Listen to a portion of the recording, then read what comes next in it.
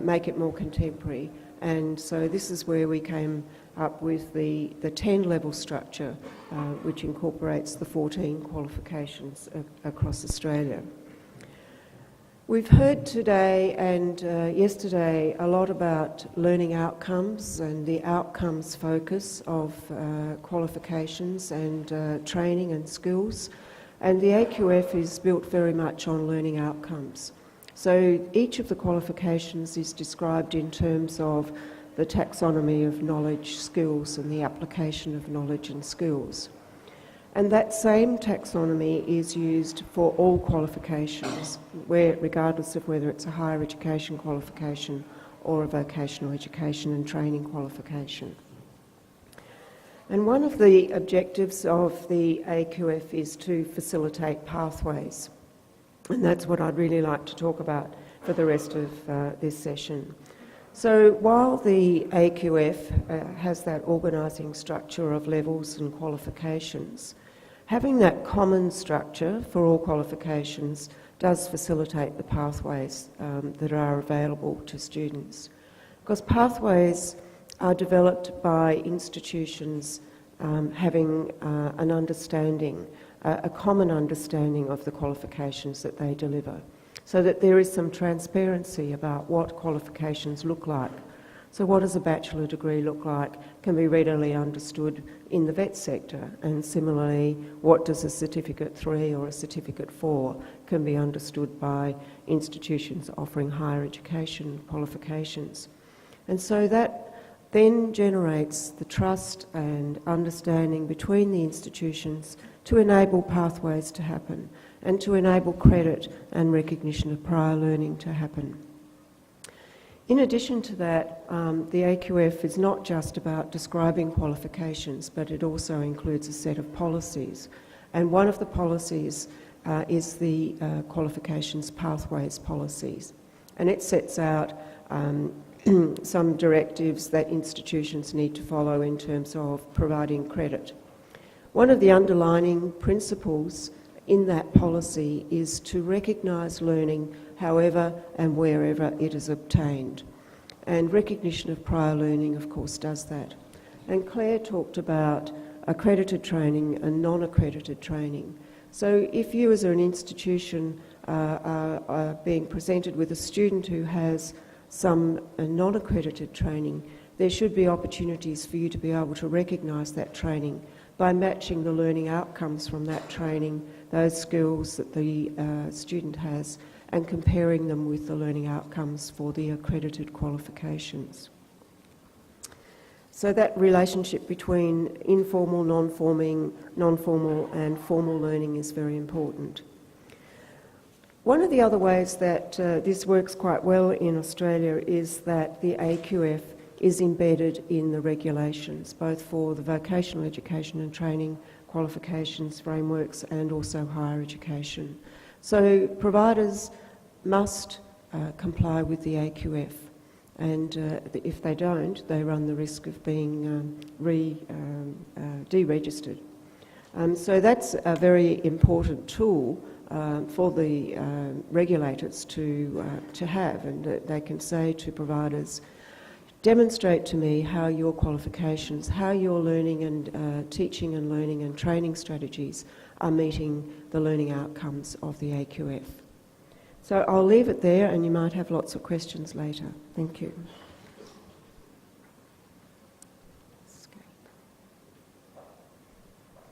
Oh, somebody else.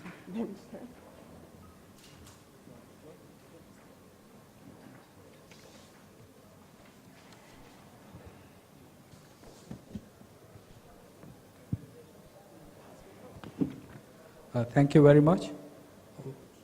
All the panelists have raised some very important issues relating to employability, about the training methodology which needs to be adopted, the industry participation, financing models, qualification framework, and also quality of the providers themselves.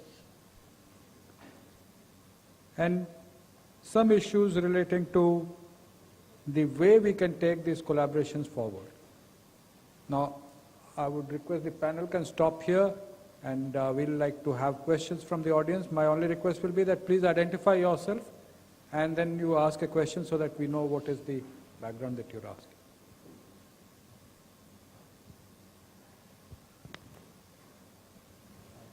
We'll have 15 minutes. If you don't mind, we can have a few questions. The mic is... Can I ask somebody to...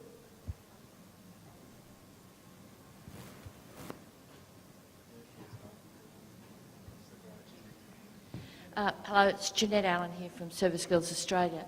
I just thought it would be interesting to hear the supporting role that the skills councils play, and also that the RTO, the training provider organisations, play in supporting the quality of training delivery. We have a regulation that sort of registers our providers, but each of us has a different role to play in supporting the quality of that training provision. Bob, would you like to start? I think this could be called a Dorothy Dixer in Australia, but the industry skills councils do work with the registered training organisations to help them unpack and understand the qualifications so that they can prepare curriculum and learning and assessment resources to suit delivering the outcomes against the competencies in the training package qualifications. We run professional development workshops for them. We provide advice about the sorts of equipment they might expect to use in their institution, the conditions of training delivery, good assessment methodologies and tools and processes.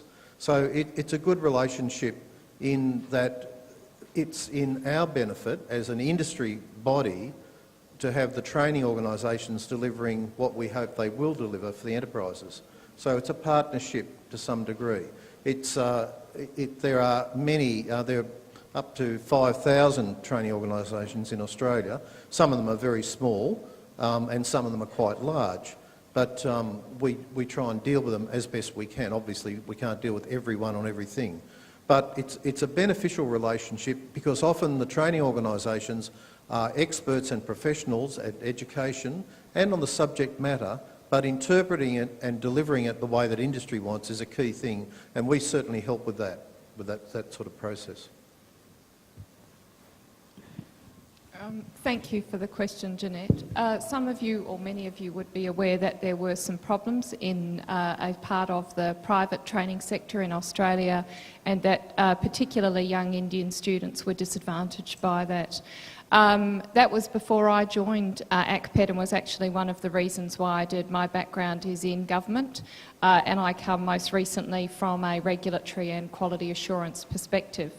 And the reason that I chose to join the peak body for private providers was because of my experience with all of the many hundreds and hundreds of outstanding providers in Australia, and how unfairly their reputation had been damaged by the actions of a few. I'm really pleased to say that the Australian government taking over primary responsibility for regulating the quality of our skills training providers has been a significant step forward, and we work very closely, as does my colleague Peter Holden from TAFE Directors, with the government regulators. We meet with them on a 3-monthly basis, but in addition we've done considerable work within ACPET to support and assist our members to weed out those that don't uphold our stringent code of ethics, which sits on top of the government's standards. We have now a national professional development program which is closely aligned to the Australian quality standards. We have awards for excellence, and we undertake annual health checks of our members to support their compliance with the regulatory standards. So it's been a very large amount of work over the last 3.5 years, and work that I've been pleased and proud to be associated with, and a fantastic group of ACPET members who are here as part of the delegation today. Yeah, Jeanette, ultimately we'll be judged by industry and our students in terms of the quality of what we deliver. But there's no doubt that we look to the skills counsellors to guide us in terms of the type of training we offer, at the level of training that we offer, and the complexities of industry as they change. And certainly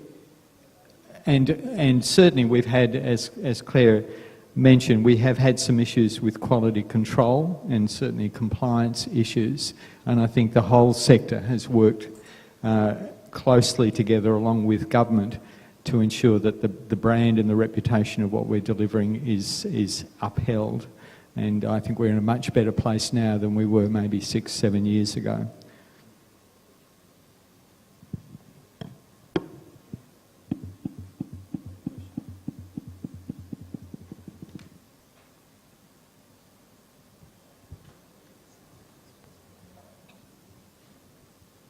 We have...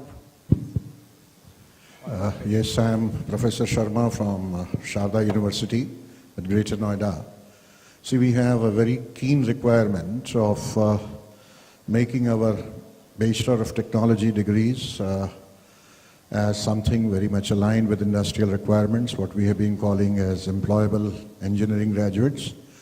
Now, what we are seeking actually is that level 4, level 5 AQF that you told of just now, how to amalgamate it with our BTech degrees so that our students have the conceptual knowledge as well as a very extensive related